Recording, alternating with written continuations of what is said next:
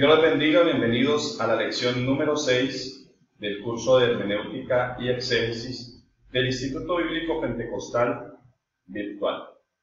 En esta oportunidad vamos a ver el quinto principio de interpretación bíblica, y es que hay que identificar los géneros literarios. Vamos a mirar entonces cuáles son esos géneros literarios, ya que en la Biblia pues está escrito en prosa, está escrito en algunas partes en poesía, otras secciones están escritas en forma de carta y otras en forma profética. Y a estos diferentes tipos de escritos son los que conocemos como géneros literarios. Vamos a mirar los más principales y hablamos del género legal. El género legal, como su nombre lo indica, es el que se utiliza para tratar las leyes. Y ese género lo vamos a encontrar en la Biblia básicamente en los libros de la ley, Génesis, Éxodo, Levítico, Números y Deuteronomio, aunque debemos aclarar de que no todo lo que está escrito allí es ley.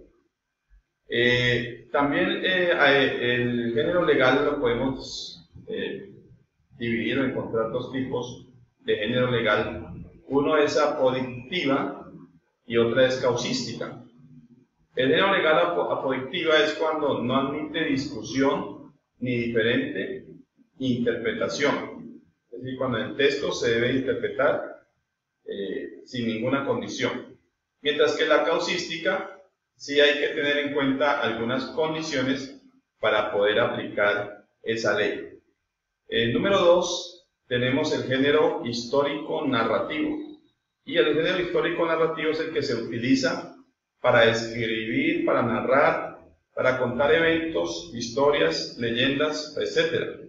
Los encontramos en todos los libros que consideramos como históricos, tanto del Antiguo Testamento como del Nuevo Testamento. Es decir, desde Josué hasta Nehemías, que son considerados libros históricos, también los Evangelios y el libro de Hechos de los Apóstoles, pero teniendo en cuenta que también lo vamos a encontrar algunas narraciones históricas en el libro de Génesis, en el libro de Éxodo, en Números, de Deuteronomio, que sean libros de la ley. Aquí también vamos a encontrar este género histórico narrativo y en cada uno de los demás libros. Cuando se está narrando algo, cuando se está narrando una historia, algún evento que ha sucedido, entonces decimos que es un género histórico narrativo.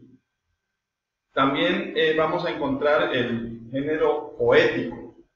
Y hablamos de género poético para resaltar el hecho de que la poesía no se puede interpretar literalmente. Encontramos mucha poesía en la Biblia, y esto quiere decir que no podemos tomar palabra por palabra al pie de la letra. Pues este género hace uso de la palabra para expresar algo de una manera, de una forma bella.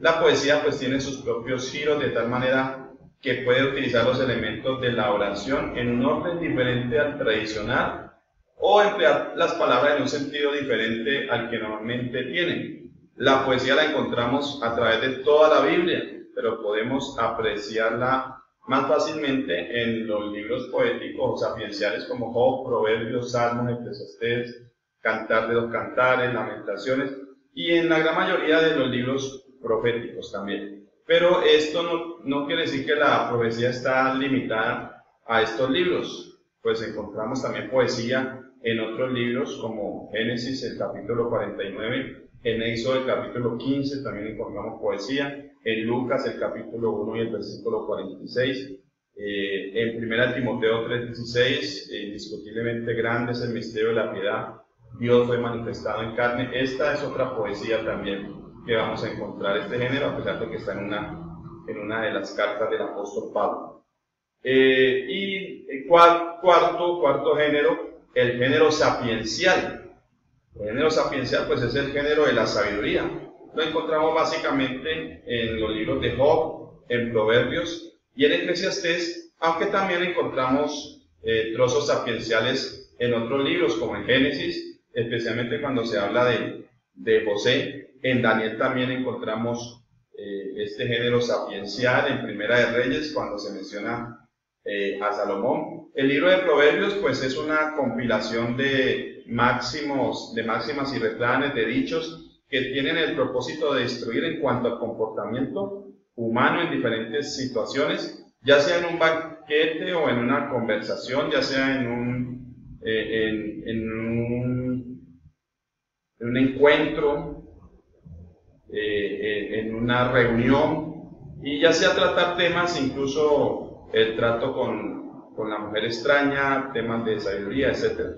El libro de Job, por ejemplo, trata de una cuestión existencial del sufrimiento humano. El libro de Eclesiastés nos habla del sumo bien de la vida, lo que se hace, todo lo que se hace debajo del sol. El género profético número 5 se caracteriza por la proclamación del mensaje de Dios a través de una persona a otras. Entonces podemos nosotros definir al profeta como ese hombre que Dios llama y para que proclame con autoridad el mensaje de Dios a los hombres. En la profecía pues se da elemento predictivo, pero esto no es lo que caracteriza básicamente a la profecía. Este elemento está dentro del mensaje que se proclama.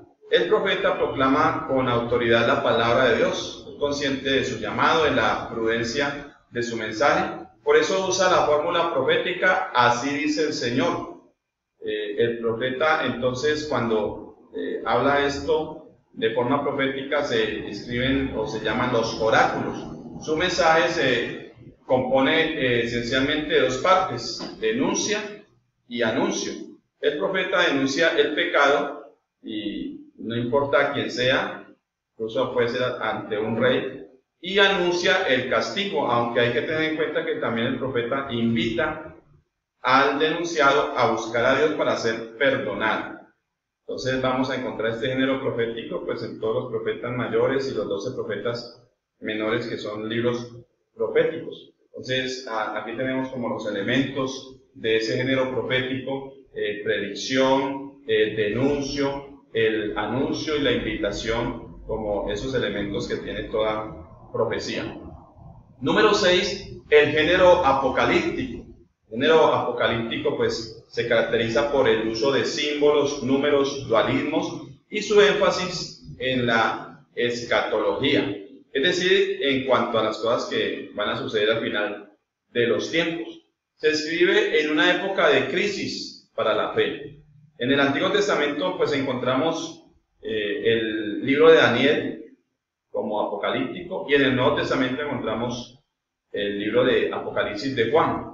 Al contrario de lo que se piensa de la literatura apocalíptico, no es como el objetivo de infundir miedo, temor, sino que tiene el propósito, al contrario, de dar a conocer la revelación de Dios en vez de ocultarla, y es un libro de esperanza para el pueblo de Dios. El término apocalipsis entonces significa precisamente quitar el velo, y a través de esta literatura se alienta la fe de quienes están siendo amenazados por su fe en el Señor. El número 7, el epistolar, género epistolar, que es el que vamos a encontrar en las cartas, especialmente en el Nuevo Testamento es donde predomina este género, aunque también vamos a encontrar el género epistolar o algunos ejemplos de cartas en otras partes de la Biblia, incluso en el Antiguo Testamento, en Esdras capítulo 4 del 9 al 11 y el 17 al 22, vamos a encontrar un ejemplo de una carta en esta escritura.